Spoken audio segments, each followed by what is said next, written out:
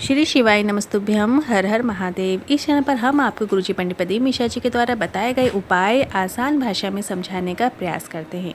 इस वर्ष श्राद्ध पक्ष की शुरुआत श्राद्ध पूर्णिमा से मतलब 7 सितंबर से हो रही है और श्राद्ध अमावस्या 21 सितंबर को है, मतलब 16 दिन के श्राद्ध पूर्ण हो जाएंगे। तो ऐसे में गुरुजी पंडित प्रदीप मिश्रा जी के बताए गए सरल और आसान उपाय जिन्हें आपको इन श्राद्ध के दिनों में मतलब इन 16 दिनों में करने होते हैं, उन्हीं में से कुछ विशेष उपायों की जानकारी आपको इस वीडियो में मिलने वाली है। साथ ही गुरुजी की आगामी कथाएं जो आप टीवी पर यूट्यूब पर देख पाएंगे, इसकी भी जानकारी आपको आज के इस वीडियो में प्राप्त होने वाली है। तो बढ़ते हैं आज के पहले उपाय की ओर। एक चुटकी आटे वाला श्राद्ध में किए जाने वाला एक विशेष उपाय है। ये उपाय आप 16 श्राद्ध में मतलब 16 दिनों में रोज़ भी कर सकते हैं या आप पहले दिन मतलब कल 7 सितंबर श्राद्ध पूर्णिमा के अवसर पे कर सकते हैं।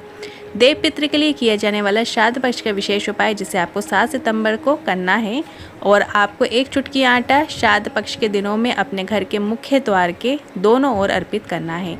मतलब जो आपकी देहरी रहेगी उसमें लेफ्ट साइड भी आपको एक चुटकी आटा अर्पित करना है और राइट साइड भी एक चुटकी आटा अर्पित करना है। दोनों साइड आपको एक एक चुटकी आटा अर्पित करना है। अब ये उपाय करने से आपको क्या लाभ होगा वो समझ लीजिए। पहला, मंगल कार्य आपके घर में होते हैं। दूसरा, अटके हुए कार्य पूर्ण होते हैं। तीसरा, पितरों का आशीर्वाद आपको प्राप्त होता है। और चौथा, यदि घर में विवाह के योग नहीं बन रहे हैं तो शीघ्र विवाह के योग भी बनते हैं। इस उपाय के अंतर्गत आपको इस बात का भी ध्यान रखना है कि श्राद्ध अमावस्या के दिन आपको नदी, तालाब या कुआं या जो भी आपके नज़दीक में जो भी जलाशय हो वहाँ पर आपको एक लंबी बाती का घी का दक्षिण मुखी दीपक आपको पितरों के निमित्त ज़रूर प्रज्वलित करना है। बस इतना ही करना है। 22 से 24 दिन ही निकलेंगे, कुछ ना कुछ शुभ कार्य आपके घर में ज़रूर होते नज़र आएंगे। जो एक चुटकी आटा है वो तो आपको 16 दिन ही अपने घर के मुख्य द्वार में रखना है, मतलब जो मुख्य द्वार की देहरी है वहाँ पे अर्पित करना है। रोज़ सुबह का एक नियम बना लेना है कि एक एक चुटकी आटा आपको अपने घर की देहरी पे आपको अर्पित करना है। और जब श्राद्ध का 16वां दिन आएगा मतलब श्राद्ध अमावस्या का दिन आएगा तो जो हमने बताया है कि जलाशय में आपको एक दिया प्रज्वलित करना है। अब कहीं कहीं क्वेश्चन आते हैं कि हमारे यहाँ नज़दीक में कोई नदी नहीं है, तालाब नहीं है, तो ऐसी स्थिति में आपको शास्त्रों में वर्णित है कि अगर नदी, तालाब, कुआं नहीं है तो ऐसे में आप पवित्र वृक्ष के नीचे भी दिया प्रज्वलित कर सकते हैं। दिया आपको लंबी बाती का ही प्रज्वलित करना है। अब पवित्र वृक्ष में आप पीपल का वृक्ष ले सकते हैं, बेलपत्र, वट वृक्ष, आंवले का वृक्ष हो या शमी का वृक्ष हो, तो इन वृक्षों के नीचे आप प्रज्वलित कर सकते हैं। पर ध्यान रखिए, जो मंदिर के प्रांगण में ये वृक्ष लगे होते हैं जिसकी हम रोज़ जल अर्पित करते हैं, पूजा करते हैं, उन वृक्षों के नीचे ही आप ये दिया प्रज्वलित कर सकते हैं। इन सभी वृक्षों के नीचे आपको दिए जलाने की आवश्यकता नहीं है। सिर्फ एक वृक्ष, जो भी पीपल का वृक्ष यदि है तो पीपल का वृक्ष के नीचे आप दिया प्रज्वलित कर सकते हैं। पर ध्यान रखिए, पीपल का वृक्ष के नीचे आपको रविवार के दिन नहीं जाना। यदि अमावस्या के दिन रविवार का दिन पड़ रहा है तो आप पीपल के वृक्ष के नीचे ना जाएं। आप बाकी वृक्ष इनमें से हैं, जैसे बेलपत्र है, वट वृक्ष है, आंवले का वृक्ष है, शमी है, तो इनके नीचे आप जाके प्रज्वलित कर सकते हैं। तो इन बातों का भी आपको ध्यान रखना होता है।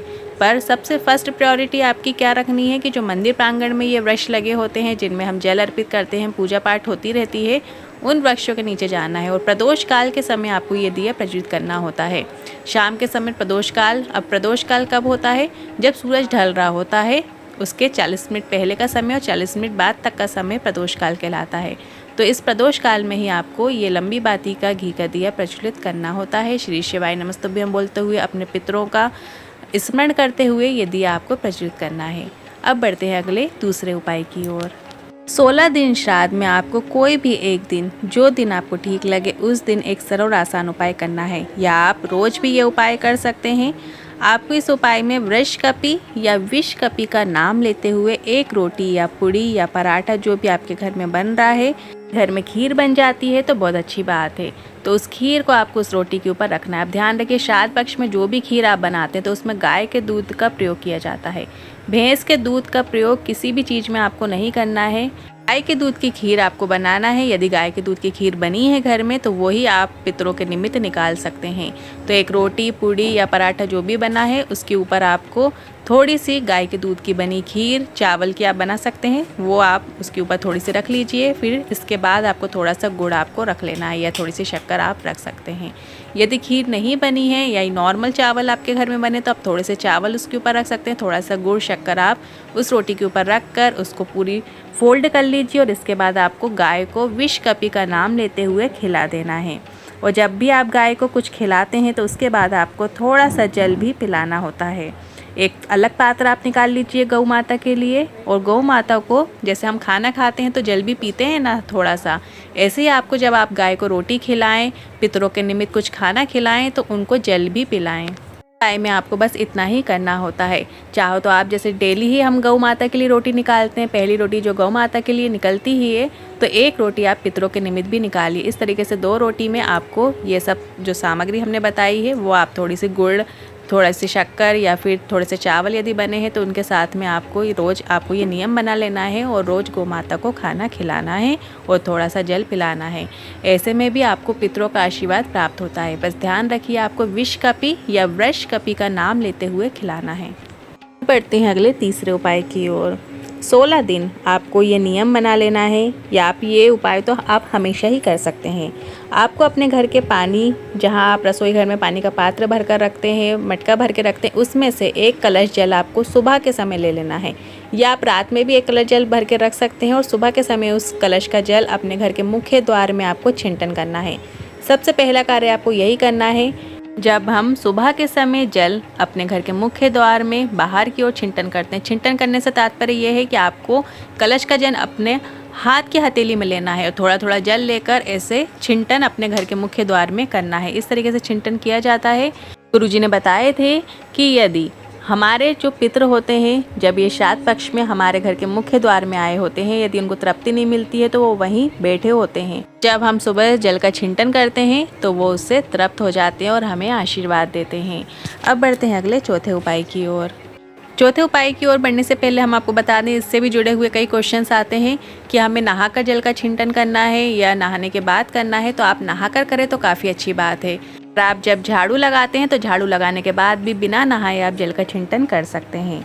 अब बढ़ते हैं अगले चौथे उपाय की ओर। अगर आपके घर में गंगा जल है तो श्राद्ध पक्ष में तुलसी के क्यारे के पास में एक छोटी सी कटोरी रखकर घर का कोई भी सदस्य हथेली में गंगा जल लेकर अपने पूर्वजों का स्मरण करते हुए, काशी विश्वनाथ का नाम लेते हुए कटोरी में 5 बार या 7 बार छोड़ देता है तो उसके पूर्वजों को पिंडदान या तिलांजलि की भी आवश्यकता नहीं होती, उसके पितृ तृप्त हो जाते हैं।